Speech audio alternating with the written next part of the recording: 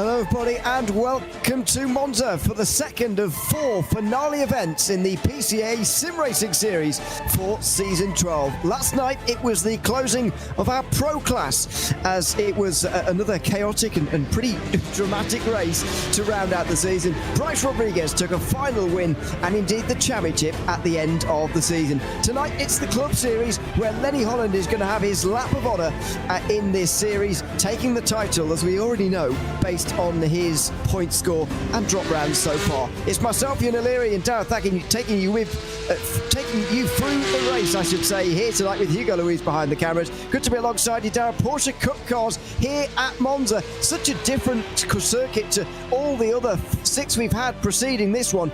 It's going to be very, very exciting, as it always is at this circuit in these cars. It's surroundings very different to Willow Springs, isn't it? From the last race that we had, couldn't really get much more different, but it's a very much classic Porsche Cup circuit, isn't it, Monza? So looking forward to seeing how the drivers approach this one this evening. Of course, yeah, even though we might have a championship decided, you know, other championship, particularly inside that top 5, are yet to be finalised. I think a lot of those drivers in the likes of Fernandez, Gonzalez are going to be looking to gain that little bit of an edge through this final round. Yeah, Dave Fernandez, who's second, could drop as far as 5th tonight. We'll see how that goes as we, first of all, though, get to the Charlie Mobile Clean Driver Award. First of all, a big thank you, of course, to Charlie Mobile for sponsoring the Series 12 Clean Driver Award. Charlie Mobile are providing the winner with an Apple iPhone 16 and a year of cell phone service. So thank you to Charlie Mobile for sponsoring this Clean Driver Award, which currently looks like this. Through the 6th event of the season, Mark Foley is still leading. He's in the sport class, though, racing next week. This is the great thing about these standings, by the way, is that not everyone's racing at the same time, so we sort of figure it out one by one. Kevin Jokel and David Fernandez will be here, though. They are 2nd and 3rd, and if they want to overtake Mark Foley by the end of the evening, they probably want an incident-free race. Bryce Rodriguez last night is still on 11, the only one of the pros inside the top 5, ahead of Ken Eskridge, who will be racing next week as well from 5th. Dale Green, we might see tonight. Hopefully we do. He's got 14 instant points at the moment. Derek Cyphers and Matthew Jokel have completed their seasons. Ben Leon will be racing tonight, hopefully, and Aaron Nations will be racing next week. Interestingly, no challenge drivers up there. This is how we look in the individual standings for club. Kevin Jokel leading the way ahead of David Fernandez, as we mentioned, Dale Green as well. Ben Lung, they're all inside the top 5. John Gibson's just outside, tied with Terence Tung and Adam Gerling. It's Chris Herburn, Lenny Holland, who's leading the championship, tied with Julian Velez, rounding out the top 10 there. They're tied for 9th in the clean driver standings. In the point standings, it's Lenny Holland leading the way by 23 points, and because he can only lose a maximum of 20 points today, because his worst result is a finish of 6th position, he is unofficially the champion going into this round. As I mentioned, though, Dave Fernandez could drop as low as 5th, with Mario Gonzalez, John Gibson and Kevin Jokel all very close behind. Ben Leung and Steve Kummer are both only 6 points apart.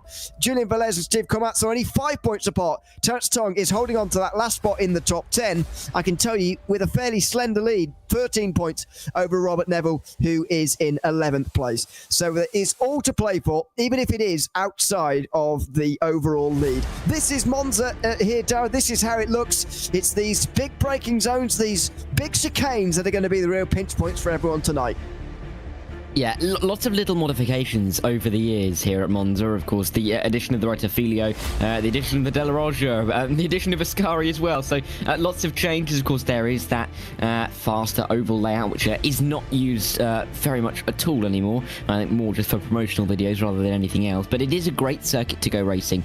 As you mentioned, heavy braking zones creating some really good overtaking opportunities down at the Filio at turn 1, down at the Della Roja as it shows at turn 3. So it's definitely going to be an interesting one for the drivers. Getting through turn 1 is going to be crucial because, as we all know, from anybody who's raced at Monza, if you can get through turn 1, there's a big sigh of relief you can breathe.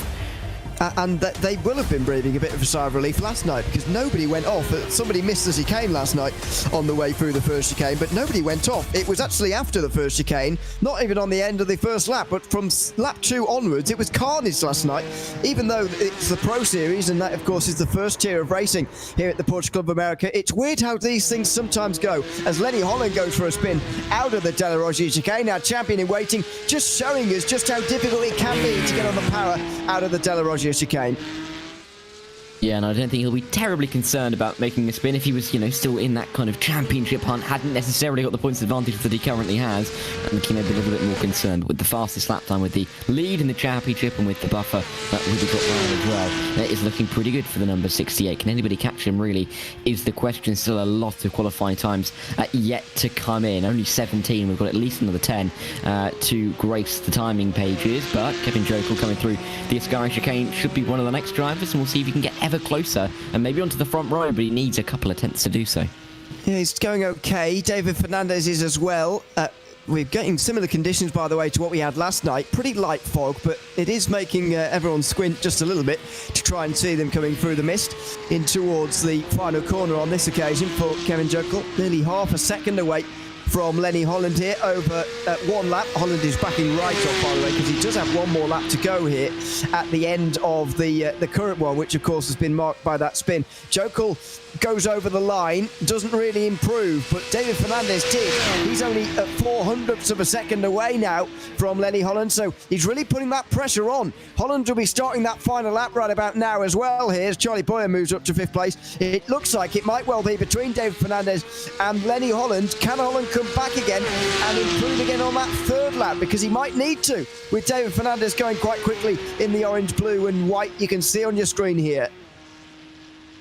Building lap after lap in the number 09, and it was a good lap time as well from James Martin to pop up into P4. So a little bit of competition in this group. Gonzalez might be able to do something on his final laps as well. So Lenny Holland is not going to have it all his own way. But again, got a little bit of a buffer. I don't think he's going to be too stressed if he doesn't take the pole. Would be good for the likes of David Fernandez to get into the best position on the starting grid, considering that we've got Mario Gonzalez, John Gibson right behind him in the championship, Kevin Jokel as well, and they're right behind him on circuit if the grid was to be set right now. So important moments, but David Fernandez trying to get to Ascari and trying to pick that best line through, because you can gain so much and lose so much in such a high-speed technical part of the circuit.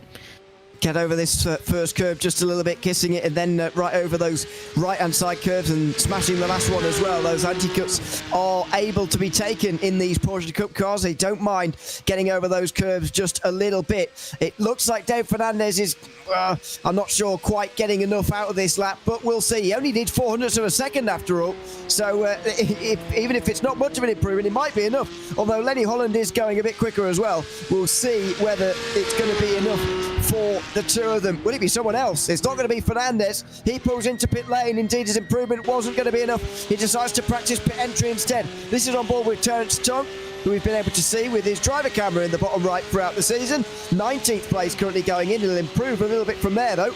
And, he only improves his time. That's remarkable. He's still in the same position to have improved by such a time. That's 17th place for him there. This is Steve Cummer down in, 18th place down in the field. Surprising for the driver, 7th place in the driver's standings. Doesn't have a drop week to fall back on because he was out to the Willow Springs, and look at that. Oh, my word, he was out sideways through the parabolica there. I'd be surprised if that wasn't an off-track. That is a poor qualifying performance from someone 7th place in the point standings.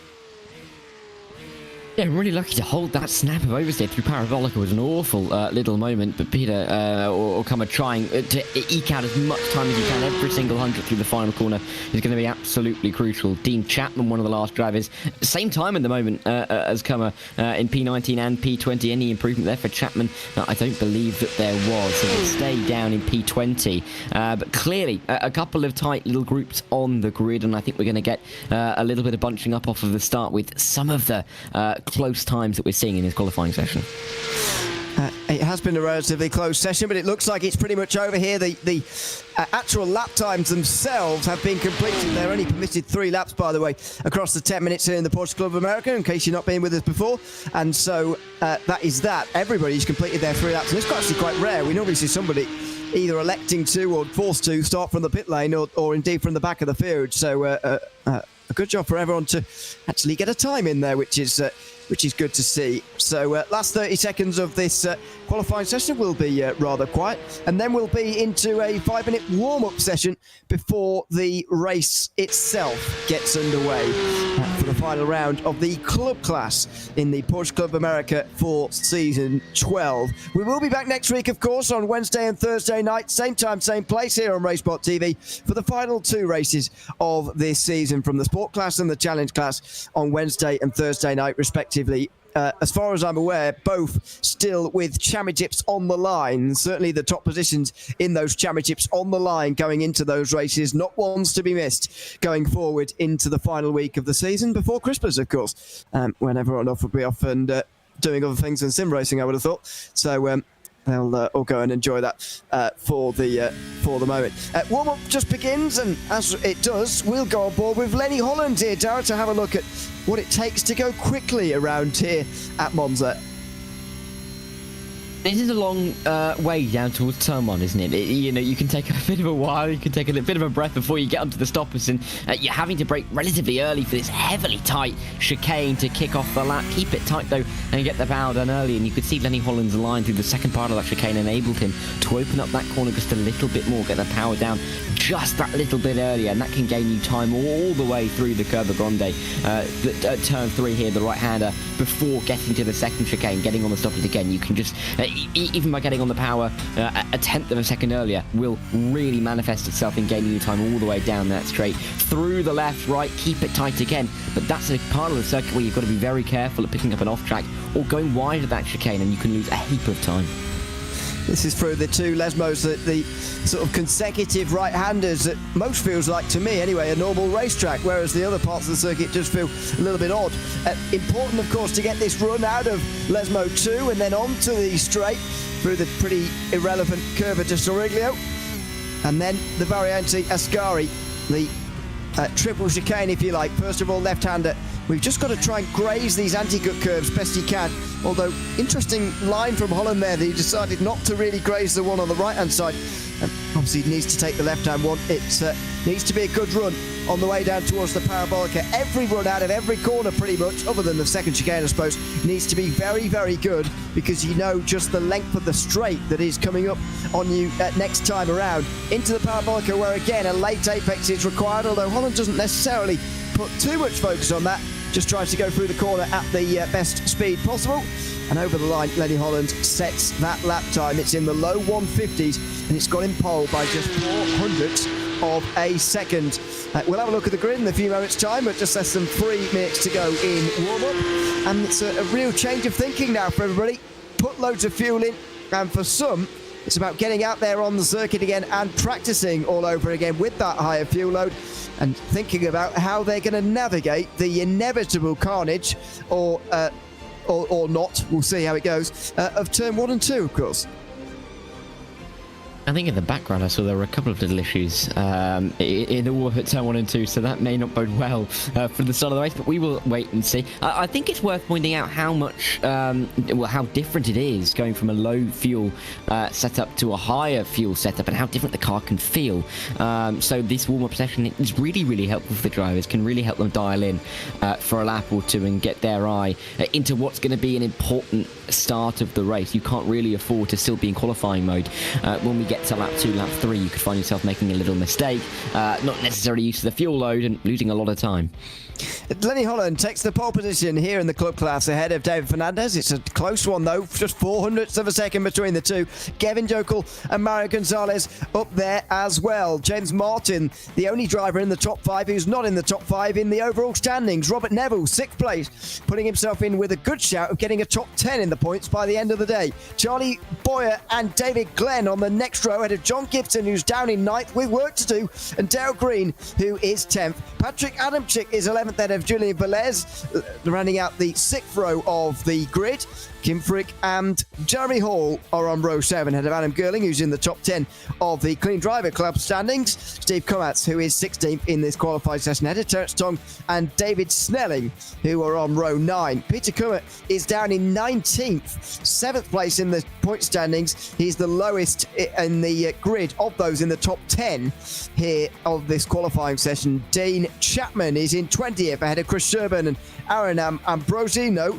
It is Andy Jenks and Andrew Elson on row 12. Ahead of the final row, Ward Preston and Lee Binkley on the 13th and final row of the grid.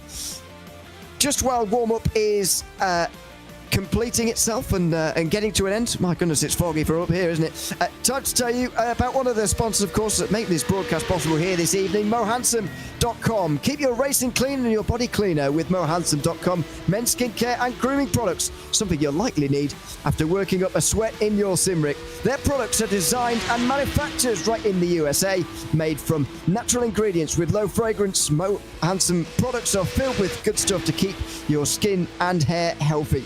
These race-winning natural formulas and the sports car livery containers will appeal to grizzled veterans and fresh-faced hot shoes alike. Use promo code GOMOPCA to get a very special 25% off your purchases at mohandsome.com. Grab one as a holiday gift today. A big thanks to those guys who are making this broadcast possible here on RaceSpotTV. Here tonight in the Porsche Club America Sim Racing Series 12 from Monza. The guys now just getting themselves onto the grid, which is placed just before the bridge, before Ascari. And again, they'll have some more time to think about how they're going to navigate the opening corners of this race. It'll be the big talking point, but actually it felt like last night it was such a big talking point and loomed so large in the mind of so many that actually after they'd done lap one, everyone sort of forgot how to drive. It was a bit weird. Almost the release of relief that we got through lap one, turn one, without any or too much of a hitch, and then all of a sudden you almost forget how to drive down to the turn one. It can happen. It's such a difficult corner to nail, and especially with quite a few cars on the grid, we're not short of drivers tonight. It can be very much of a risk. You go a little bit too deep, you find yourself steaming into 2 or 3 cars in front, and it can really be a 5-10 meter misjudgment on the braking zone. So this is going to be key. The turn one, it's Monza. We'll always talk about turn one at Monza, but as you say, as we saw yesterday, it's not necessarily just going to be turn one, lap one. It's going to have to be every single lap. The drivers are careful, but they may have seen that yesterday, and we may see a little bit more calmness and consideration down at the opening chicane. I'm thinking, therefore, down at the Della Roger, we may get a little bit of action down there as well tonight. Let's see. Everyone will be eagerly aware of all this now. I mean, I'm sure that some will have been watching last night and seeing the kind of things that were going on as well. They will certainly have taken some tips on what to do and maybe what not to do as they go through this race here at Monza. Expecting 32 or 33 laps tonight. Just under 2-minute lap times here at Monza, and there will be a pit stop as well, of course. This is probably the highest fuel burn circuit on this calendar, this 7-race calendar, and so unlike at the circuits of likes of Barber Motorsports Park, etc., where they were running even as long as 45-50 minutes into the races, we didn't see much longer than 35-40 last night. I expect the same here in the club class, unless they maybe take a more cautious approach to fuel burn tonight. Lights off on top of the pace car. It will be about to pull in on the right-hand side into pit lane, and for one final time this season, Lenny Holland will be in control of this field as he has been on so many occasions this season. Another pole. Will it be a 4th victory of the season for Lenny Holland? As the green flag waves here at Monza, we are underway for the final time in the Porsche Club America Club class. In a few moments' time, he's waiting a long time. Now the green flag's waving and we're underway. Lenny Holland waiting an awfully long time, and what he has done is stacked the field right up in towards the opening corner of this circuit. This could mean trouble in towards the Retrofilio for the first time. There's already been a weaving around. There's already been a free wide in the background. The leaders have got off to a pretty good start, although outside of the top 10 is going to be carnage. John Gibson is the first one to be spun around in number 911, and he goes outside the top 20. Could have been much, much worse, though, through there for Gibson, and lucky to almost get righted by his fellow competitors, but just dropping down positions, not what he needed off the start, but a couple of drivers really taking an aggressive line to the inside at turn number 1, working out for a couple, but it was a little bit risky, easy to get your nose chopped off through there. A couple of wide moments, drivers bouncing over the curbs. It was what I was talking about in the qualifying lap. You get that chicane or you can lose yourself a heap of time just because of the street furniture on the circuit. So good start from a couple of the drivers, somewhat of a considerate start from a lot of them, but a couple of drivers dropping a long way down the order. Thankfully, what it has meant, especially everything that went on in the first chicane there, has meant that things were a little bit more single file by the Della Roggio. Look at that, single file right the way down the field, didn't get about to last there, which where it was all going on. John Gibson, though, with the worst start, minus 12 on the opening lap of this race, down to 21st. That is a disaster for him. He is 4th place in the standings coming in here. He would have hoped to stay ahead of Jokel for that 4th place, and it's looking very difficult for him to manage that now, but we will wait and see, because there's a very, very long way to go. At the end of the opening lap, Lenny Holland leads ahead of Dave Fernandez, Kevin Jokel and Mario Gonzalez. The top 4 the same as they were on the grid. Robert Neville, though, is inside the top 5, and there is a change inside the top 10 as well. Patrick Adamczyk is into 10th place, just ahead of Terence Tong, although it's not lasted very long. Tong was the biggest mover forward for the most of that opening lap. Unfortunately, it's come undone right at the very end. Yeah, and Parabolica, baring its teeth at Terence Tong there. Not the best of, not the best of opening laps overall left for Terence Tong, but it was going so well in sectors 1 and 2. We'll have to see if he can try and find a little bit of that magic over the remainder of this race to pick his way back through the position. Did he? Last couple of mistakes, drivers misjudging the braking zone, and it was like there was a brake failure there down towards turn 1. No attempt to stop the car. It's almost did. I mean, they'll have the biggest slowdown in the world. We'll see when that gets served, maybe next year, to be honest, at this rate. Into the second chicane there for the top 10. There's a big gap back to 11th place now. Julian Velez is now there. It was Dale Green, by the way, who was the one who went off, and there he is trying to serve it. He's back down to 15th now, and he's still not served it, or at least he's being passed by David Snelling. Hopefully that will sort itself out soon. Adamczyk, meanwhile, has spun at Lesmo 1. And Dale Green still hasn't served it. There's Adamczyk rejoining down in 20th place. And, well, it's lap 2 again, where things have started to kick off a little bit. Although, to be fair, there was a little bit of action on lap 1 tonight as well. There are some bigger gaps at the front this time, though, than what we saw last night. Last night, we got a top 5 running away quite early on. Tonight, it's only a top 2. Only Dave Fernandez able to stick with Lenny Holland for now. Yeah, and that gap opening up just a little bit by each sector that we go. This is a quick replay of what happened at the start. Bumper cars down in towards turn 1, and quite literally, driver in front stops, you hit the back of them, you stop, the driver behind you hits into you. Bit of a chain reaction there. So, all manner of things going on at the back of the field. There still is. There's Andy Jenks dropping down the order, or that could be Aaron Ambrosio, as we see more replays of the lap 1 incident. Oh, and that could be what happened to Terence Tong. Yeah, Terence Tong went for a spin and then clipped someone as he was going backwards there. Made the biggest move forward on the start, but unfortunately it went away very quickly. So Dale Green went for that big slide because he got clipped there by Terence Tong. Brings a load of gravel onto the circuit, which I suspect might be there for the rest of the race now. Let's see how little choice he really had in the matter. There you go. Not much he could have done, but good save to keep himself pointing in the right direction, at least, even if he loses loads of places. And then it went all wrong for him at turn 1 as well. When he got it down here, he's not even going at the normal high speed, but for whatever reason, he found himself cutting the corner here very quickly indeed. We'll see on board how he managed it. He's not really got anyone around him from what we can see at the moment, but he's just not really concentrating. And to avoid hitting the driver ahead of him, he doesn't really slow down, and so he had the biggest slowdown to serve. Now he is all the way down in, crikey, he's outside the top 20, all the way down in 24th place, Dale Green, after making a pit stop at the end of lap 2. Yes, a lot of work for Dale to do, and I think he's going to need quite a bit of luck to get himself back inside anywhere near that top 10. This is Adamczyk going wide through Lesmo 2, and we just saw the end of this instant live, didn't we? So, a bit of a moment for him, and Ambrosino, I should say, through Ascari, and getting collected by the number 1. Nothing that could be done there, I don't think. That was a big smash out of Ascari. Don't even know who that was who came through and smashed him, to be honest, because there's no one in the pit lane that would indicate have a lot of damage, which I'd imagine they do after that, other than Ambrosino himself, of course, who is still in there at the moment, getting damage repairs done. Sandy Jenks, by the looks of it, I mean, he couldn't really see. That was the main problem, but it's even more remarkable that he hasn't had to stop after this. Well, he's lost the bonnet, hasn't he? That's not going to be looking too well for him. It may magically reappear, but maybe not for him. Either way, not a good incident, and nothing he can do. I mean, if you emerge out of Ascari, realistically, the exit is blind coming through there. If there's someone spinning on the exit, there is no hope. Smoke getting kicked up is going to mask the drivers who are facing the wrong way, facing sideways, and that's exactly what happened. Absolutely nothing that Jenks could do, but maybe it is a bit of a Christmas miracle 2 weeks early that he's not had to come into the pit, and we'll have to see if he can deal with that damage, or whether he'll have to come in, because I can see him dropping quite a bit of time on that timing tower. He's already last of those who hasn't stopped yet, so looking pretty difficult for him. I must say as well, last night there were plenty of penalties for reaching the instant limit. I know we talked about the Charlie Mobile Clean Driver Award at the start of the day.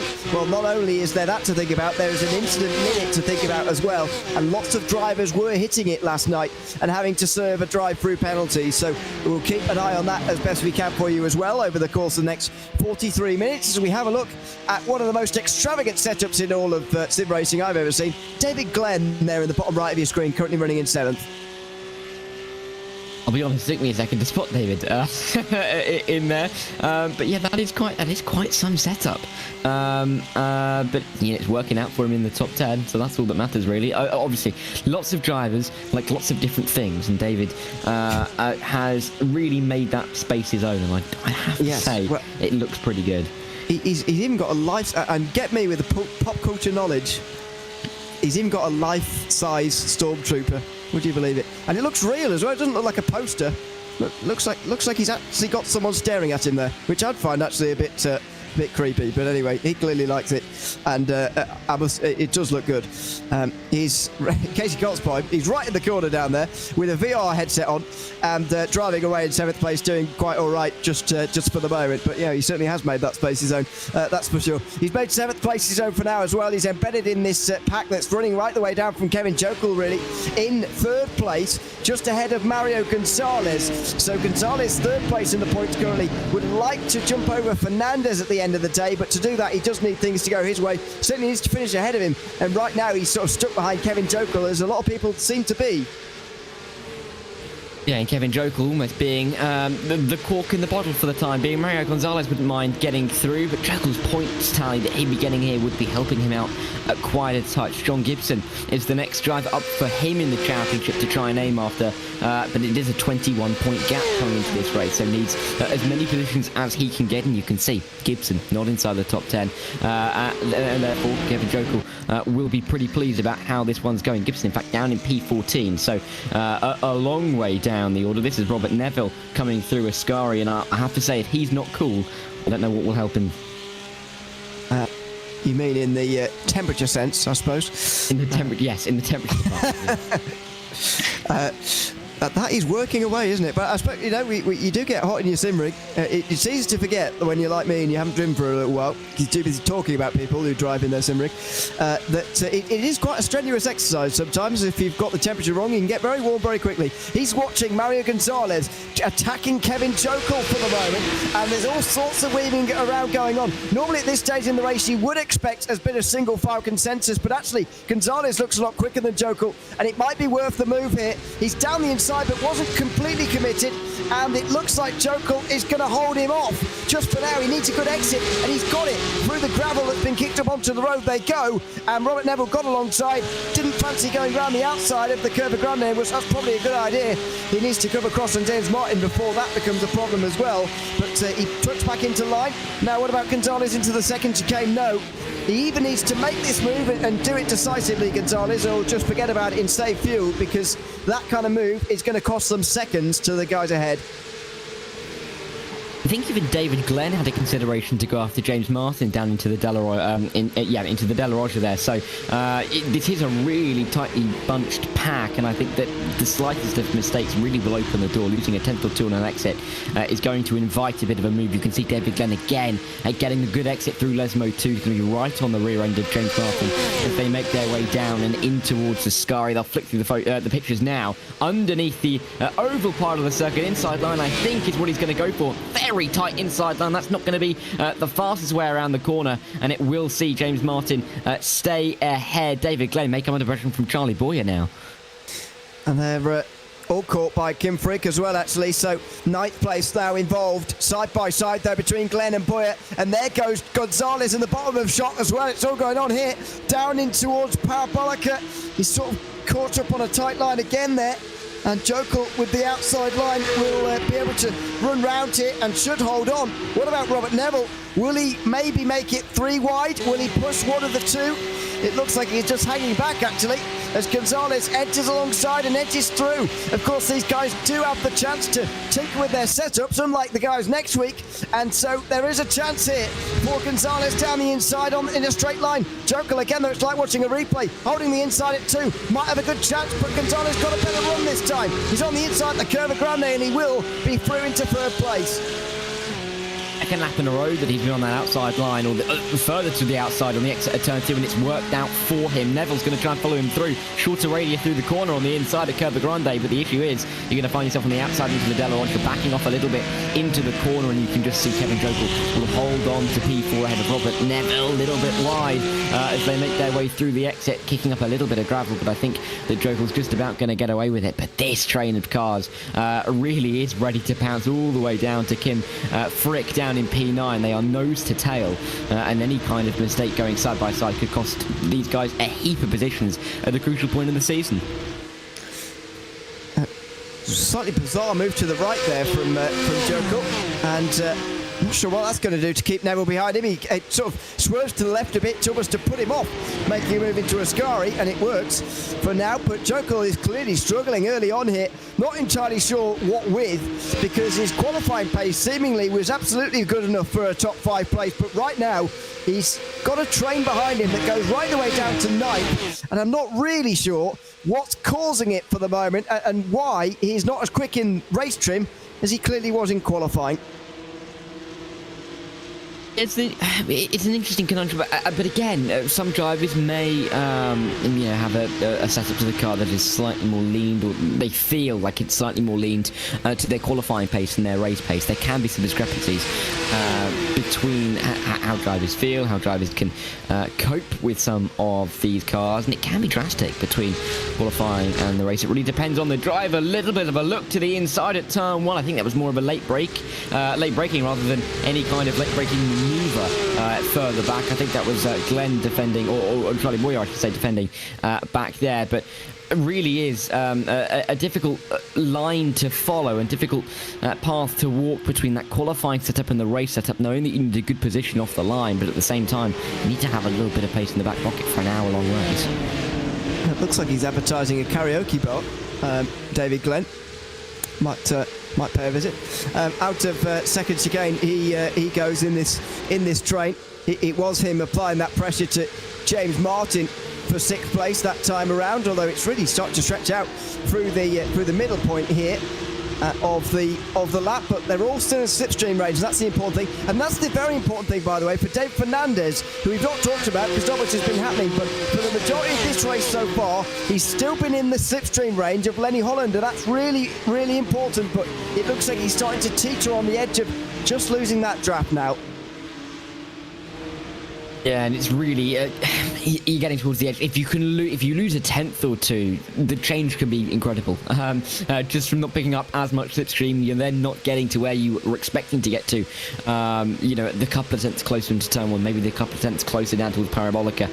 The same effect is not going to happen, and you're going to see yourself all of a sudden out of the slipstream and half a second further away from where you were, which can be such an incredible difference in terms of the pace advantage and the slipstream advantage that you can get down the straight. So difficult for David Fernandez. You can see that gap was 9 tenths down to 5 tenths now at the front of the field as these guys continue on in their battle for P3. Kevin Jokel nearly getting overtaken by Robert Neville, but Neville realising that move wasn't really on, and if he sent it too late, he may find himself hitting into the back of Gonzalez, which would have been an absolute disaster. Just about 15 minutes gone. The first penalty is starting to roll in, by the way. Patrick Adamczyk has got 2 stop-and-hold penalties, one for a line violation on the start and one for being at fault for an incident on the opening lap of the race. There's also a penalty for Terence Tong for his self-spin causing an incident, and one for Aaron Ambrosino for the same thing. Meanwhile, live pictures, Adam Girling is one of the drivers who is off, along with David Snelling. Dean Chapman also seems to be involved. Something's gone on here. into the first chicane. There's gravel all over the place at the first chicane, by the way. This is going to be like a rallycross race by the end. It was like someone's driveway, really. Oh, what it was, Adam Gulling just braking far too late, locking up the fronts, locking up maybe even the rears, just trying to stop the car. It wasn't Adam Gulling, I should say. Adam Gulling was caught up in the crossfire. He issued the car to the inside, braked too late, and that was why we saw that incident with 3 cars down at turn 1, and it can easily happen. It's kind of what we expected to happen at turn 1 on lap 1. It was Gurling who was being dived there by someone who got that catastrophically wrong, and I think it was Dean Chapman, but I don't want to play the play. It was either he or he was the one who got turned around. David Snelling, the other one. It was Dean Chapman. Snelling was the one who was turned around. That's a catastrophic misjudgment for Chapman, unfortunately. He moved to the inside, well within his rights to do so, but broke way too late. Smashed into Snelling there, who wouldn't have known what was coming, probably.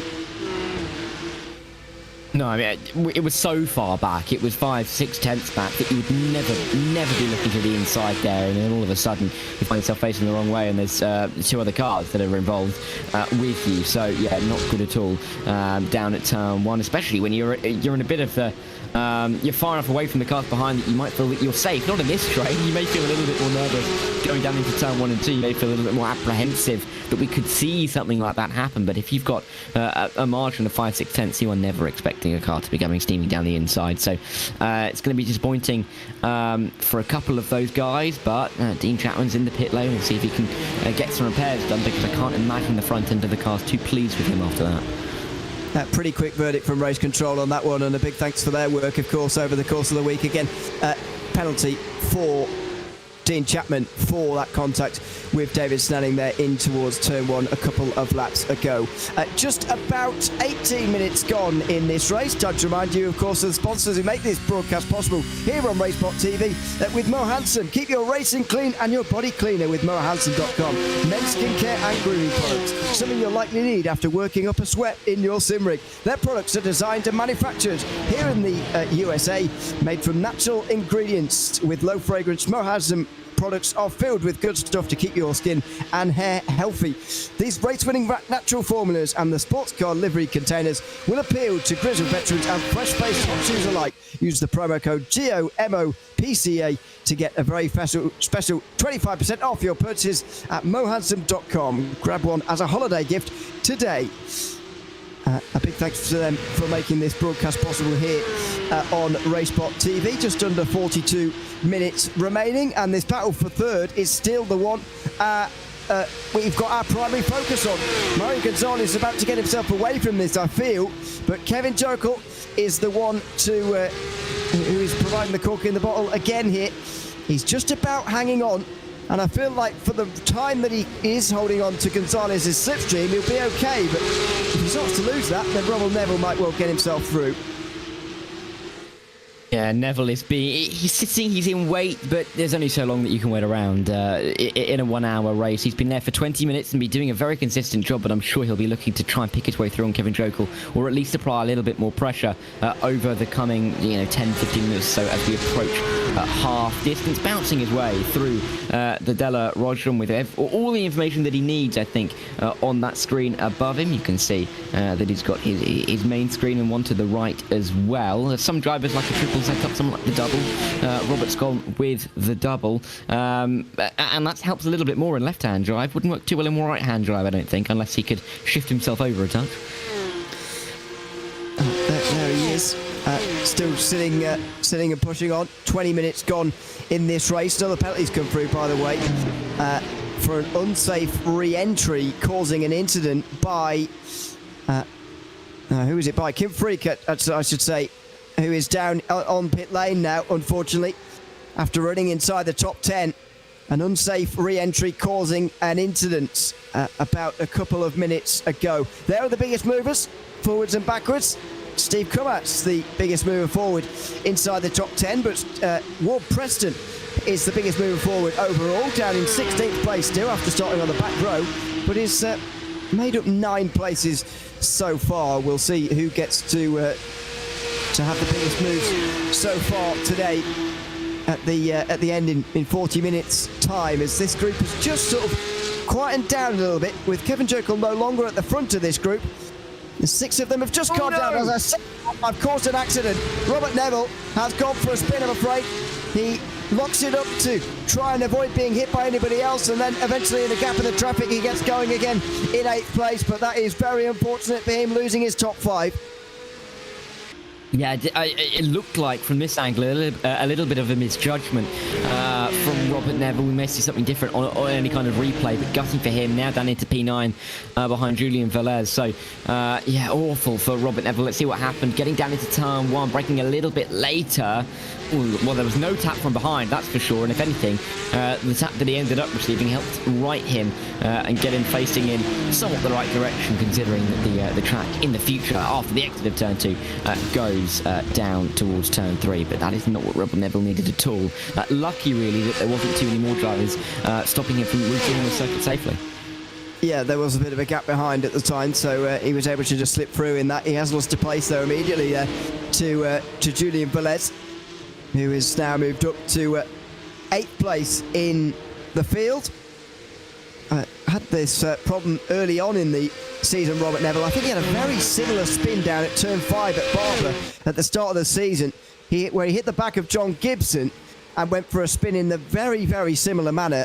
It is one of the things, I feel like it is more susceptible, this car, to normal iRacing behaviour, actually, than that spin, rather. It is more susceptible in this car than it is for normal iRacing cars, that you can hit the back of somebody there, especially when you're a bit unloaded through a corner like turn 1, and you can spin yourself around very easily indeed, dropping you from this top 5 position. It's left James Martin and David Glenn to fight over this final spot inside the top 5, and James Martin hangs on to 5th just for the moment.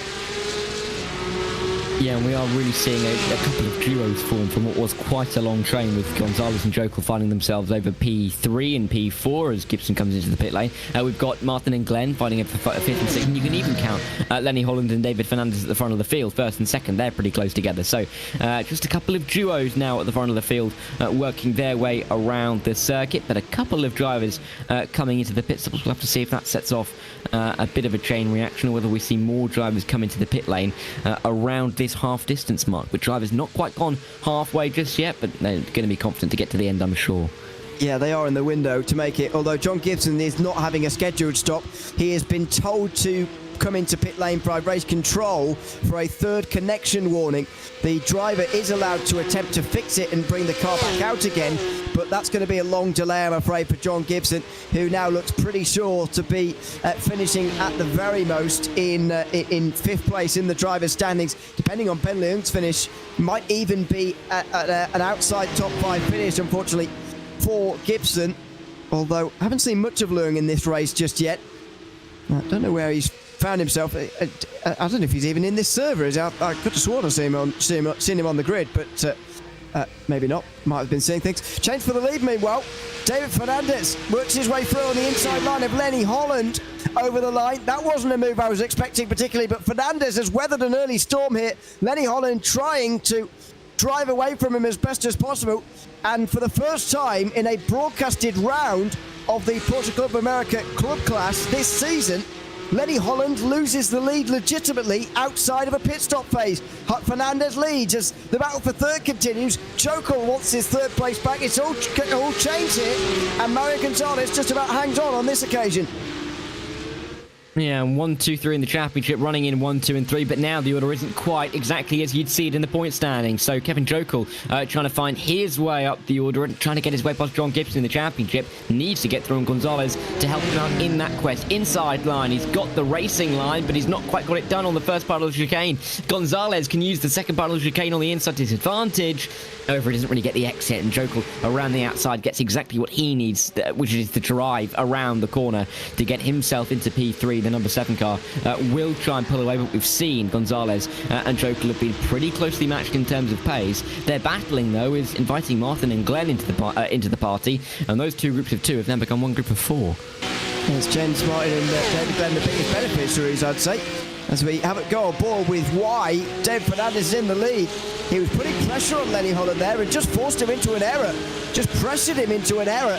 And it's very interesting that he's been able to do that, considering the gap was teetering over a second earlier on in the day. As I say, that's the first time Lenny Holland has not led a lap through a legitimate pace reason.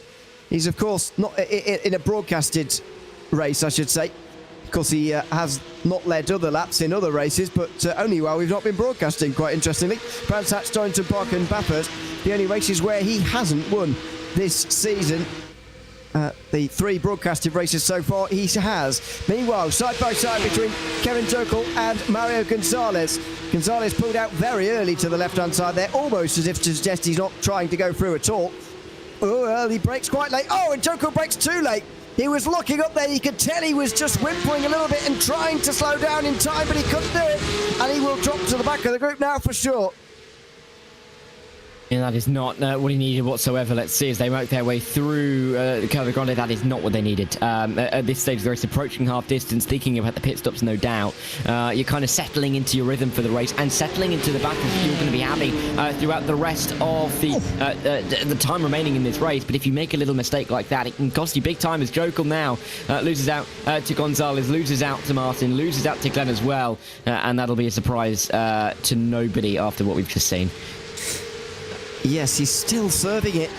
He's just in ahead of Charlie Boyer now, who is right on the back of him. I think he's finally got it done now. I mean, he'll be running out of time if he hasn't, so at least he's got that sorted. He's down to 6th, but he's still in the group. That's the main thing here at Monza. Stay in the group, and you might just be all right. A bit further down, this is the O2 of Lee Binkley, trying to get through on Adam Girling, and just in behind, Ward Preston trying to move forward. Lee Binkley now, after getting through on Ward Preston, is the biggest mover forward, a plus 11 so far after starting dead last. It's been a very good race indeed from Lee Binkley, who now is looking at trying to make this pass for 14th. Yeah, looking to see if he can juke away through, but Adam Girling defending for the time being in the 248, holding firm. We'll see if Binkley can find a way through the likes of Wood Preston after his good start. We'll see what they can do. Fernandez and Holland, though, into turn 1. Holland back up the inside. The same move that we saw Fernandez pull on him not too long ago. Can he get the driver on the outside? We've seen that line work time and time again this evening, and it's going to work for the champion in waiting. The number 68, Lenny Holland, through and into Curva Grande, into P1 once again. And the inside line always prevails at the Curva Grande, more often than not anyway. Fernandez do well to even stay with an overlap down the inside, and no, he doesn't. Holland will have to stay behind, or will hold on to the lead, I should say. Fernandez will have to stay behind. That behind them, by the way, is not 3rd place Mario Gonzalez. That is a lap car just following them around at the moment in this leading battle. We're nearly at halfway, though. And this has been real pressure put on Lenny Holland. I do feel, though, that the pit stop's going to have a real bearing on this race. Who has saved a bit more fuel? Who can shorten their pit stop time as much as the other? Because if one comes out without the other slipstreaming behind them, you get the feeling it will be very difficult to catch them towards the end of this race. Yeah, it's been difficult for anybody to really keep pace with Holland and Fernandez. They have been a real class above the rest in the opening half of the race, and at this rate, you're looking at them pulling. Well, if they were able to keep up the same kind of pace momentum in comparison to the group behind, well over 20 seconds to the rest of the field, which is an incredible gap, especially in a series such as this in some Porsche Cup cars. So really is impressive to see these two duking it out, and they've been overtaking each other. There's been a little bit of battling going on, so it's not been pure out-and-out pace qualifying laps every single tour of the circuit. So really does just show how good they have been, but David Fernandez doesn't really want to be finishing comfortably in second, does he? He'd love to get that win under his belt. They cross the line at the end of another lap and tear down in towards turn number 1. Fernandez just in behind Holland. What's going on back here? This is Mario Gonzalez cleared from the battle for 4th place now between James Martin and David Glenn, although they're single file. Kevin Jokel's just in behind them. Then it's Charlie Boyer and Julian Velez in this group. Further behind, by the way, number 911 has been cleared from pit road for the connection warning, but in the next warning they will be parked. So Gibson has got to make sure and hope indeed that his connection stays strong for the remainder of this race. And the number 007 has got a penalty as well. That is Ward Preston for a dive bomb passing violation. A few minutes ago. Will Preston is now down in 20th place. Not sure as a result of that or not, but anyway, he is a long way back now. And unfortunately, no longer the biggest mover forward in the race. Side by side for 11th as Steve Cummer gets down the inside of Jeremy Hall. He's had to do a bit of a recovery job, to be honest, Steve Cummer. He's up 8 so far, but he had to beat the only driver in the top 10 of the points who was outside the top 10 in that qualifying results there. That was who's in attendance, I should say. A bad qualifying, but he's recovering with it now, and he's up to 11th place. A little bit more work to do and quite a bit of a gap to walk into now ahead to Robert Neville. 8 seconds it is between the 333 of Cummer and the 087 of Neville. So a lot of time for the 333 to have to try and gain lap after lap. You're going to have to be finding yourself a good few tenths per lap. Otherwise that gap is going to be a little bit difficult to recover. But we've seen incidents up in front. Robert Neville himself has been around once in this race. So that could, or those kind of comings and goings could be helping out Robert Cumming in the last few minutes of the race. Mario Gonzalez coming into the pit lane now. Crucial stage for him to come in, and interesting that coming in from P3 at the lead of that train, he is the first to blink. Wants to get out of the traffic. Not always the best idea at Monza, but might be in a congested group like the one for 3rd place. We'll see how it pans out for him as he stops in the box. Compare it to the others so far, we haven't really got much comparison, to be honest with you. Not many scheduled pit stops have happened so far, but we can compare it to last night, of course, where just under 20 seconds was just about on the money. Gonzalez taking a long time here, though. This is long. This is a very long stop for Mario Gonzalez. 25.1 seconds. Unless I'm misremembering from last night, I think that's a bit on the long side there from Gonzalez. So he will drop down the order. We'll see how that compares to everybody else, because, as I say, I don't believe there's been very many scheduled pit stops so far.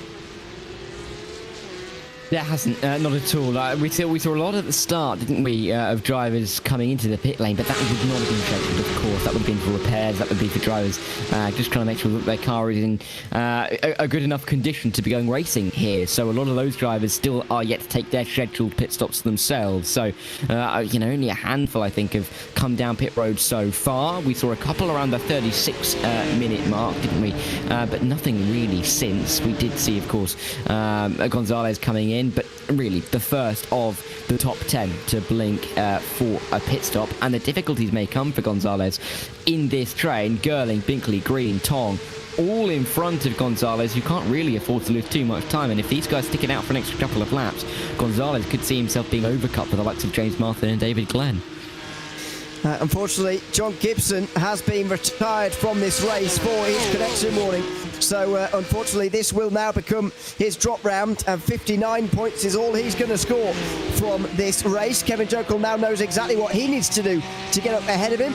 That would be a top 5, and he would guarantee himself a position ahead of Gibson. He wouldn't win on countback. He would be tied on points if he finished in 6th place. He wouldn't win on countback, though, because Gibson has won a race. As we go on board with Terence Togg, watching the battle up ahead of him here between Adam Girling, Dale Green and Lee Binkley. Just in behind them is Mario Gonzalez, and this is another reason maybe not to stop early, is because you end up in battles like this. Although James Martin, interestingly, has done it. His pit stop was about 6 seconds shorter. He will be ahead of these guys pretty comfortably. Yeah, nailing everything he needs to in the pit lane for James Martin. Maybe there was a couple of issues down pit lane with, and that's going to go for Terence Tong. There's a car on the inside, not where Terence Tong was expecting. He was expecting to try and make a move to the inside. All of a sudden, the car going slowly on the inside, and the driver in front going wide and off the circuit at turn 2 as well. So big moments in this battle as we run our way through Curva Grande. Gonzalez now is going to be right side by side with the 705 of James Martin. He had a shorter pit stop, and it's helped him out, but he needs to finish this move in towards the De La Rocha, which he does. It was James Martin coming out the pit lane right in front of them. Not sure why he slowed down so much. He had a perfect right to keep on the inside line there and challenge these guys into turn 1, but decided not to. Now he's right in amongst them. If he was a bit more aggressive, he could have just cut out some of these overtakes that he's now going to have to make in this battle for 11th place. But anyway, he's here now. Andrew Elson, by the way, has joined them from the back there. He's in 16th place. So there's 6 of them, I should say. Can't count. 6 of them here in this group. all fighting over that 11th position, getting very interesting, but very important for James Martin and Mario Gonzalez as far as their race goes. Yeah, this is really getting frantic, though, down in towards the Scari, so it's by no means over for Martin and Gonzalez. We've still got the likes of Glenn and Jokel, who are yet to come down pit lane, who will have their own little benefits by being in clean air for the time being. Still 24 minutes to go as they do come through the mist. 3 wide down towards Parabolica. This could get a little bit tetchy on the stoppers. They just about make sure that they're going to be going 2 wide, and if anything, Gonzalez has been able to pick up 2 positions on the straight. Good work for him to get the run and to use the slipstream effectively. But he's got a couple more moves to make. If Terence Tong comes into the pit lane, it'll help, but he's not going to, and he's going to go one more lap. I think we're going to expect Gonzalez and Martin to approach the rear of Tong and Gerling in the very near future. They are going side by side, which will help. Kevin Jokel, meanwhile, has got through on David Glenn. He's probably cost them a bit of time by fighting, but they are a second and a half apart now as Tong gets down the inside of Gerling and gets through there. So that's a good pass for him to make in the pink Porsche out of turn number 2, but it is still costing Mario Gonzalez and James Martin some time. Gonzalez did a 53.6 last time round. Jokel and Glenn, for example, were in the 50 and 51s. Even Velez and Boyer were in the 52s. It's costing them so much time. Not because these drivers are a little bit slower, although it's a little bit because of that. It's mainly because these drivers around them are fighting, and that's what's costing them a whole heap of time. And we're going to have to see how it really pans out when everybody has made their way down pit lane, as our 2 leaders are doing now, Lenny Holland and David Fernandez. Fernandez not really trying anything different to Holland. Of course, Holland, once he's clearly coming down pit lane, Fernandez has the choice to make. Does he go one longer?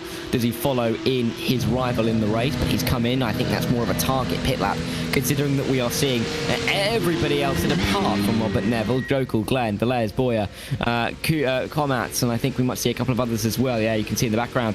That is going to be Peter Kummer into the box. So lots of drivers down onto pit lane. 37.5 minutes or so gone, 22.5 to go. But Holland and Fernandez shadowing each other. I think Holland got a couple of tenths in the pit lane. 4 tenths of a second quicker there yet, so this is going to be David Fernandez really on the ropes now. He needs to be within a second. He needs to be within the slipstream, and you can see them both pushing it towards turn 1. Practicing the pit exit and entry is an underrated part of practicing for one of these events, because you can gain and lose quite a lot of time through there. But look at that, over a second and a half. David Fernandez has got a huge drop ahead of him now to even get back into the slipstream again. Yeah, this has been a perfect sequence of events for Lenny Holland, being able to,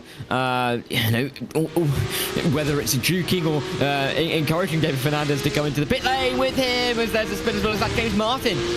James Martin's off the circuit there. That is going to be Mario Gonzalez off the road. So both of the drivers who were involved in the battling on the last few laps after pitting slightly earlier are around at turn 2, and that's going to cost them so much time, easily dropping them outside of the top 5, maybe even the top 8. It certainly is, and that could give Kevin Jokel a chance at finishing in 3rd place in the standings, but at the end of the season, what a result that would be. We'll do the maths on that in a few moments' time. Of course, on that front, we'll just get this replay in first of all. In towards turn 1, there was pit exiters here, which might have been part of the problem. Well, they're perfectly entitled to it. Oh no, it was James Martin getting it wrong himself. So he goes for his own spin, comes crashing across the racetrack, and Mario Gonzalez sees him and then spins himself. So unrelated incidents, but James Martin there will do well to even continue on in the current state he is in at the moment. That car does look a little bit damaged to me. With just over 20 minutes to go, time to remind you, of course, about Mo Handsome.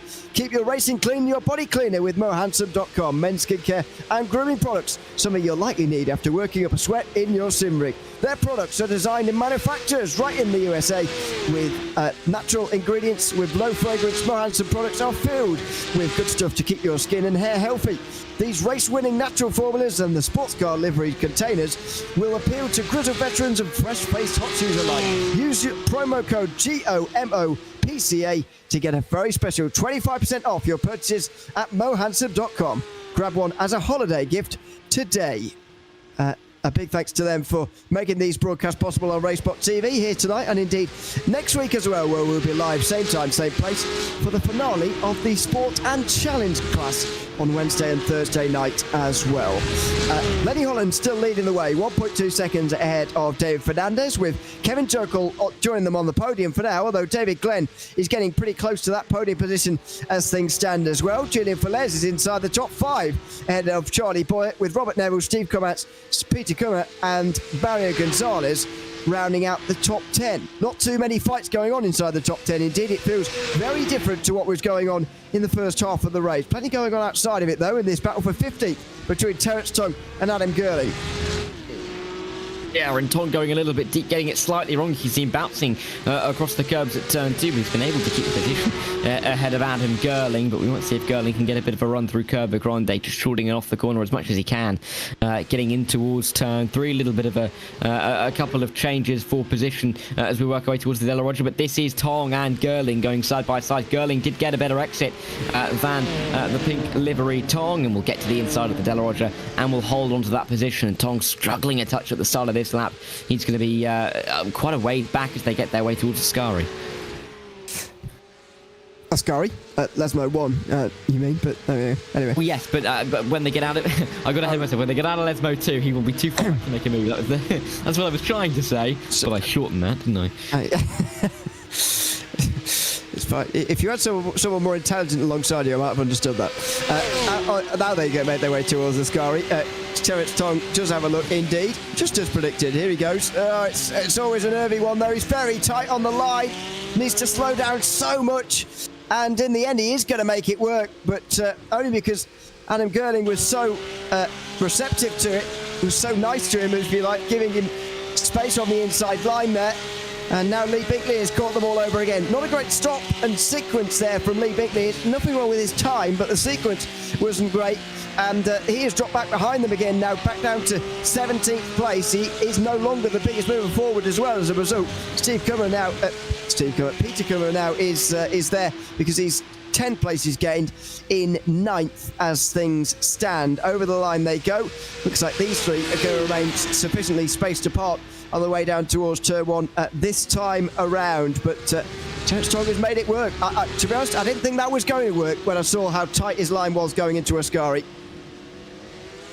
Yeah, I mean, generally going into Ascari, if you're going to go... Oh, no, this has been there from Lee Binkley on the outside of the corner, almost trying to get the power down slightly too early and spinning around on the exit of turn 2. I was going to say that for Terence Tong there, normally when you see overtakes happen to the inside of Ascari, and we see this all in real life racing as well, drivers on the inside line try and squeeze to the outside as far as they can to open up the radius of the corner as much as they can. Terence Tong took a very tight line on the inside, which is why he had to take so much speed off, knowing that there would be a car on the outside. So almost surprising that we didn't quite see quite a charging around the outside for Adam Gurling, but Gurling I don't think was really in the mindset that he'd have any room on the outside. Maybe surprised that Terence Tong left any room in the first place with the tightness of the line. So Tong making it work for him. Let's see if he can use this move to pull away a little bit after his couple of mistakes on the previous lap. As things stand, Mario Gonzalez is still going to finish 3rd in the points, provisionally, of course, with stewards' inquiries pending in the Porsche Club of America. He needs to finish in the top 11, Gonzalez, if he wants to hold on from Kevin Jokel. If we're presuming that Jokel finishes in 3rd place, that is not a guarantee either, because look at this. David Glenn is having a go into the Della Roger. That gap was larger earlier on, of over a second. All of a sudden, Jokel was on the defensive again. He holds the inside line for the second part, though, but that's not enough. David Glenn's onto the podium ahead of Kevin Jokel. He'll allow lots of others to catch up as well here. Maybe the group for 3rd will reform before the end of this one. Yeah, let's see if the 172 can hold on. I think we're going to start to see if these guys battle a bunching up of this group from 3rd to 6th. Velez isn't too far back at all, and Charlie Boyer waiting very much in the wings in the background of the shots as we work our way down in towards Ascari. So David Glenn with the advantage for the time being, but still 50 minutes. We've seen how much things can change in 50 minutes, namely yesterday when we had those really tight groupings battling it out towards the end. So David Glenn is ahead of Kevin Jokel for now, and could really do with this little boost of points, couldn't he, in his championship aspirations after being down all the way in 20th place at the moment. He wouldn't mind getting himself towards the top 15, I'm sure. A reminder that Jokel only needs a top 5 for 4th place in the points to finish in 3rd. He probably does need 3rd in this race, and then other things to go his way as well. So there's plenty on the line here, although not the title itself. Lenny Holland is on track to become our champion. It's kind of bizarre that the only 3 races he's won this season were the 3 broadcasted ones, and he might be about to win a 4th. Also on broadcast this time round. If you'd only seen the 4 races from the broadcast, you'd think it was a very dominant season.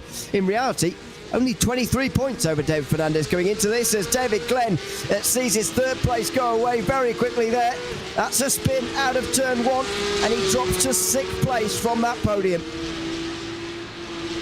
Yeah, these very little errors. It doesn't take a lot to kick your rear end around and have a spin like that can be really costly, especially at this stage of the race when you've not got too much time to try and recover those positions and recover that time that you will have lost. So disappointing, no doubt about it, there for David Glenn, but let's see what he can do. Of course, Jokel, Velez, Boyer, they could still start battling. Glenn could be drawn into it, but he's now back with Robert Neville, and they've both had their own escapades.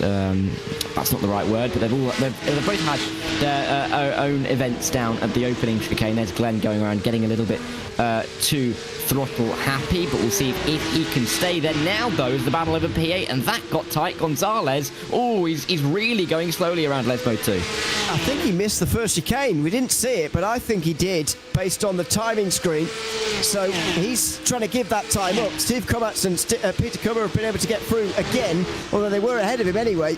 Let's not forget. He's trying to stay ahead, Mario Gonzalez, of Jeremy Hall, who is in the 060, and he's managed it from the looks of things as Mario Gonzalez, but it's not an easy thing to do, trying to stay ahead of someone even after getting a slowdown through the first chicane. Of course, to act as a deterrent from you doing it, you do actually lose more time than you gained in the first place by going through the Retrofilio chicane, or indeed any of them. But he's gone wide again there at the Parabolica. No slowdowns attached there, but it's just going to be slower. And Jeremy Hall will make his way through into 10th place quite easily there. Yeah, let's see if he can hold on to it on the run down towards the opening turn. Jeremy Hall, though, in the 060, having a very good race, particularly in the second half, to get himself towards that top 10. No move looking like it's in the offing for Pete Kummer on the back of Steve Kovacs. So those two will stay line of stone through the opening chicane, but just in behind, Jeremy Hall getting ever closer. Gonzalez with a lot of work to do. 3 cars directly in front of him. That's going to be his absolute cap of P8 if he can get through on all 3 of these guys, unless something horrendous happens up in front, because that's a 9-second gap up towards Neville and Glenn, and you're not going to be closing that in 12 minutes. Certainly not, no. There is not long to go in these guys' season now, and plenty of positions up for grabs for some, especially if you're in this battle for 8. This is probably the biggest group in the field now, really, with the battle for 3rd place very much dissipating just between Jokel and Velez, and to be fair, they're not really fighting as things stand. Further back, Lee Bigley and Andrew Elson are nose to tail. David Snelling and Kim Frick have actually just changed positions. It's number 66 gets through on David Snelling, and there you have it. That's for 19th place as Snelling has a pull run out of the opening chicane. So a change down there, but not too many changes now going on late on. It really is in those groups that we were watching for 8th place particularly. This is for 3rd, meanwhile. Kevin Jokel has been under fire for so much of this race, and here he is again. Julian Velez this time trying to overtake him. Getting to the inside of Parabolica very smartly indeed, and will have the advantage of the inside line into turn 1 if he can stay there. But Jokel just having a little bit more straight line speed down the front straight to pull ahead once again. Velez, though, on the brakes is going to have the inside line and have the confidence to put himself back inside the top 3.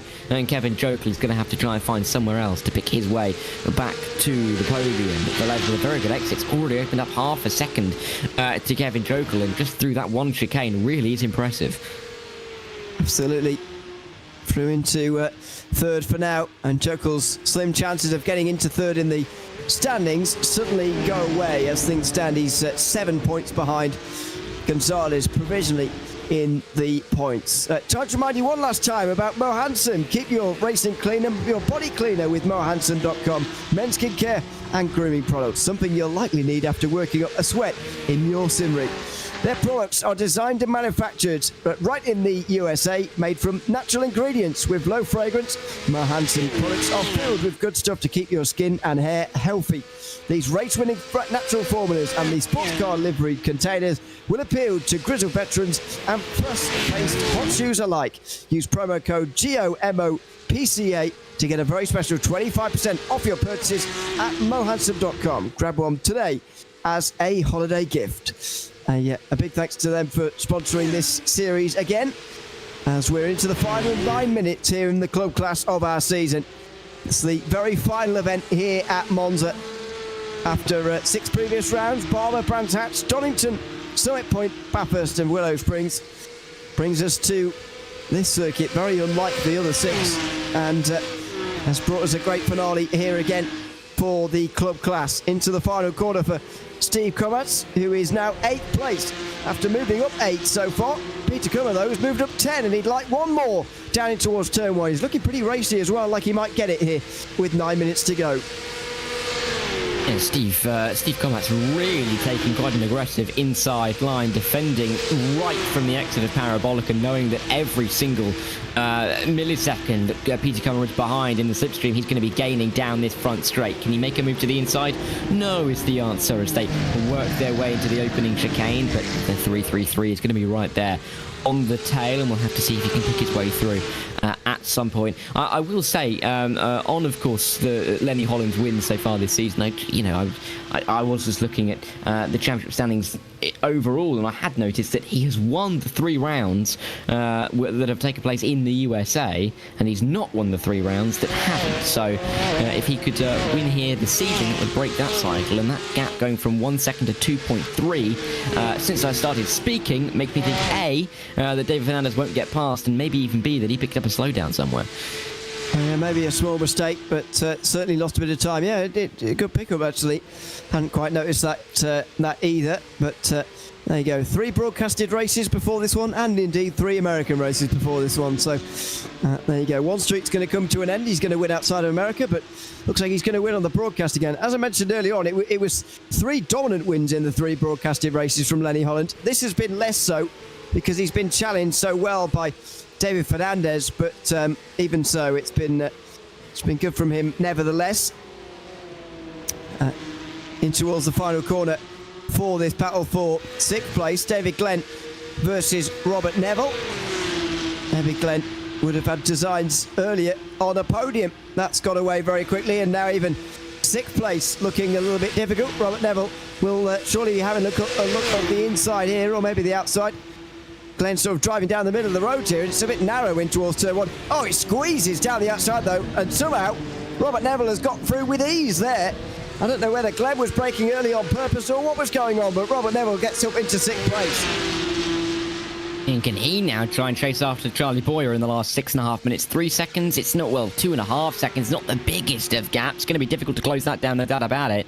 But clearly has the pace and confidence underneath him right now. David Glenn almost dummying to the inside, trying to get into the mirrors of Robert Neville, but it's not going to work in putting off the number 087, and we'll have to see if Neville can try and close that gap to Charlie Boyer. It is a real shame that he had that spin down at the opening couple of corners, because he is only 7 seconds off of P3 right now, and I think it's fair to say that he lost a little bit more than 7 seconds by going around at turn 1. Yeah, difficult to equate those, of course, but yeah, get the feeling he might be a bit closer. Robert Neville, by the way, would be in the top 10 in points provisionally if the race were to end right now. He is sufficiently far enough ahead of Terence Tongue, who would miss out on his spot inside the top 10 if things stand. It's been a very good final race of the season, though, from Robert Neville. I mean, Terence Tongue has certainly shown the potential, but that opening lap spin has really undone quite a lot, and of course the penalty as well has undone quite a lot for him. Julian Velez is on the podium meanwhile in the top 3 now. 8th place in points coming into this race. Julian Velez has only been on the podium once so far. That came back at Bathurst, where he was second to David Fernandez, and now he's looking for his 2nd podium of the season at the expense of Kevin Jokel, who has visited the podium on a couple more occasions. So it looks like Velez has got the measure just for the moment, but with 5 minutes to go, he needs to hang on here and doesn't have very long to do it. No, so, I think right now Velez is going to be feeling pretty happy with where he is in the car. Kevin Jokel has been the driver, has been under pressure. He hasn't necessarily been able to make too many moves. Maybe with a slightly better car for him in qualifying than the race, but Julian Velez would not mind ending the season on a high such as this. I don't think it's going to help him, as we've been talking about, help him get towards anywhere higher up in the championship, because Peter Kummer in P7 has a 20-point advantage and is still in the top 10, but he still may be able to just about scrape his way into a top 7 finish, maybe even a top 6, with Ben Leon not being anywhere to be seen in a real comparison. So, this could be a good way to end the season for Julian Velez, and you'd be hard-pressed to deny him after a very consistent race. Yes, they've not been, well, no one's been as quick as Holland and Fernandez, but been able to pick his way that pack that was from about 4th to 9th early on into the race, keep it clean, and he's finding himself on the podium positions with only 4 minutes to go. Oh, it's so falling apart for Neville here at the end. He just got up past David Glenn, and now he's back down to 9th again, I'm afraid. This is how it happened. It's Lesmo 2. He's gone for a spin. He's locked it up to avoid the wall, and he's done a good job of that, but has that compromised him from getting his top 10 in the points? It might well have done, unless he can get through on Peter Kummer for 8th place. Robert Neville will not be in the top 10 at the end of this season. Out of the final corner then. This is going to be important for him with just over 3 minutes to go. There is going to be 3 laps to go though as well, because Lenny Holland and Dave Fernandez have been quick enough to force the 33rd lap of this race, so we will get a few more. Here goes Kummer, looking at the back of Steve Kummertz here, but no, he is not going to manage it. Neville sits in behind, gets very close to him indeed in towards turn 1, and Jeremy Hall sits there as well. This will be a very interesting battle to end the race now for 7th. Any little error in this little train of cars will cause a couple of overtakes. These guys are so closely packed together as they're on their way through Curva Grande. They come out leading the train, but Peter Kummer now, I'm sure, really feeling the pressure from Neville behind. Hall as well will be trying to turn the screw a little bit on the number 087. So these 4 cars... Oh, there's a wide moment. Steve Kovacs has gone wide through the De La Rocha chicane. Inside line for Peter Kummer. He'll have the good run through Lesmo 1 if he can make this move stick. Oh, but it's an awful line for Kummer, and Neville nearly made his way through, but the bad line for him has now allowed Hall through. Chaos. Neville nearly smashed into the back of Kummer there as he was getting his line wrong, and so Jeremy Hall was allowed through, and suddenly Neville is back down to 10th place. Bit of a disaster for him here on the 3rd last lap of this one. Steve Kovacs can't really afford to do that again, because there's a whole queue of drivers right behind him looking to take his place. You just get the feeling now that might give Peter Kummer the ambition and certainly the realisation that this is possible all of a sudden, that he might be able to get through for that 7th position in these final 2 laps coming up. Yeah, they'll get their way towards Parabolica for what will be one of the final times, but not the final time. So no desperate throws to the inside from any of these guys just yet. But Peter Kummer taking a nice and tight line through that corner, just to shorten off the amount of meters that you have to travel around a 180-degree corner. Let's see if Peter can get himself in the slipstream. He is tucked right behind Steve Kovacs. Steve is going to look like it's going to defend the outside line, not defending the inside too harshly. But is Peter going to go for it to the inside? No, interestingly enough, not going to send it to the inside. He's still got one more shot at it, getting down to the inside line at turn number 1, but he's biding his time, twiddling his thumbs for the time being. He just can't afford to do that for too much longer if he wants to get himself into P7. No, because frankly there's not very long left in the season now. The gap's actually come down for the lead to under 3 seconds for the first time in a little while, but it shouldn't really matter. David Fernandez should finish second behind Lenny Holland. We'll keep an eye on that as we continue to enjoy this battle for 7th place, and of course we'll keep an eye on the battle for 3rd as well, which has got Kevin Jokel still right behind Julian Velez here in the race. Further down, Mario Gonzalez has lost a few more places. He's down to 15th now because of an extra pit stop that he has made, and so that all of a sudden puts Jokel back in the game. as far as the third place in the standings goes. We'll update you on that, though, as the seconds tick by. The leaders, though, have already gone over the line. Holland and Fernandez onto the last lap now of the season. Yeah, and Holland, maybe a difficult line through turn 1 or 2, difficult to see from this camera angle, but it looks like he should be able to get this one home for his 4th win of the season. Yes, it was a difficult run. He's lost a little bit of time to David Fernandez. That now down to 2.3 seconds, but it shouldn't worry Lenny Holland too much, as we now see this battle for P7 run their way through Parabolica for the penultimate time. Again, tight line from Peter Kummer. It'd be interesting to see how much speed he's dropping off to get that line, but he's definitely shortening the amount of meters he has to go around that corner. Will it help him out towards turn 1? Can Jeremy Hall get involved? Are they getting through Robert Neville? We'll have to see, but it looks like they're a little bit too spaced out as they get towards turn 1. Very single file for the last lap. I was expecting all sorts going on down here, but no. Nobody going for it. Nobody going for a late braking move. And that is a bit of a surprise, I've got to say. More gravel kicked up here on the last lap. You can tell they are pushing, but there was no attempt from anybody there to make a move down the inside. Comas now surely will be under pressure from Kummer in towards the Della Roggia chicane. Surely there's going to be a chance here, but no, Kummer's on the brakes early. This is very surprising for a last lap of this race. Yeah, and I don't think anything's really going to change before we could get to Ascari. So Steve Comat's maybe feeling a little bit safer where he is, but Peter Kummer and Jeremy Hall, they might be battling on their way into the final couple of braking zones. Meanwhile, Lenny Holland is making his way into the final corner right now and seeing the checkered flag in the Porsche Club of America Club class. He is unofficially the champion with his 4th race win of the season here at Monza, sealing it by a good few points over David Fernandez. 1.8 seconds on the line here in this race. Julian Velez looks like he's going to hang on from Kevin Jokel, but with Mario Gonzalez dropping back, Jokel might well move up to 3rd in the provisional point standings as well. Further behind, it looks like this battle for 7th place is going to stay the same on the last lap. Comac now has got a good enough gap. Peter Kummer has got the slipstream of the 210 and so should be okay to hold on from Jeremy Hall as well. Robert Neville's top 10 won't be enough in the end. It looks like Terence Tong will hang on to a top 10 in the points provisionally here with still race results to be processed in the Porsche Club of America. A good end to the season and a gap at the end, very, very small indeed. Terence Tong actually involved with Chris Sherburn here on the very last lap for 12th place.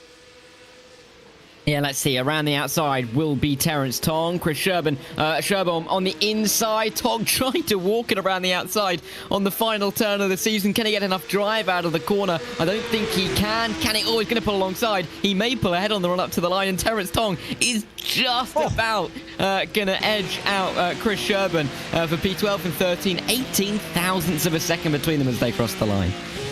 It goes the way of Tong, though. That's a big sigh of relief there, or a big exhale after holding his breath probably quite a few times throughout that final lap.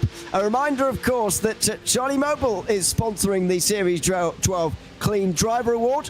Charlie Mobile is providing the winner with an Apple iPhone 16 and a year of self-service. So thank you to Charlie Mobile for sponsoring the series and indeed the Clean Driver Award that is going on for Series 12. Of course, now the club class is complete as far as the instant points. We'll get those totted up, of course, and tell you a bit more about those next week. Lenny Holland unofficially is the champion in the club class this season, with David Fernandez 1.8 seconds further behind, and Julian Velez hanging on from Kevin Jokel for 3rd. Charlie Boyer rounds out the top 5 with David Glenn next. It's Steve Comac who held off Peter Kummer, Jeremy Hall and Robert Neville in that battle in the low part of the top 10.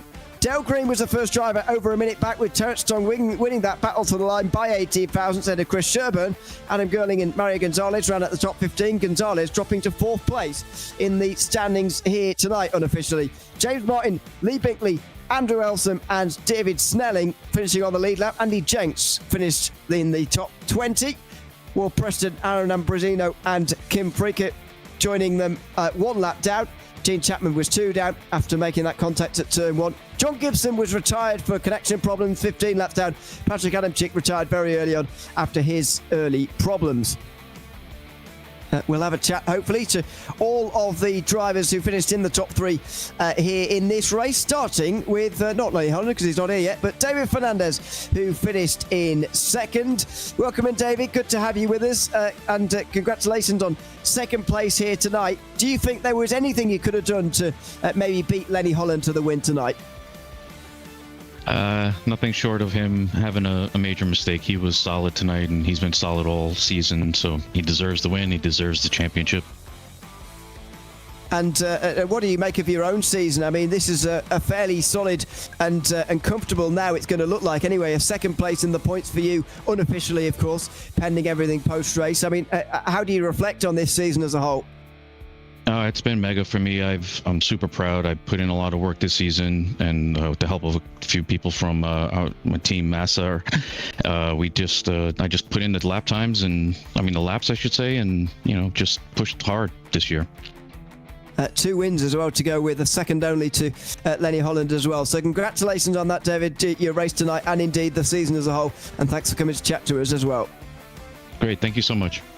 Thanks very much, David Fernandez there, second place tonight here in the club class. Let's go up to first place now. Lenny Holland is ready for us and standing by. Welcome in, Lenny. Congratulations on your 4th race victory of the season. Just tell us a little bit about how you feel you pulled that one off.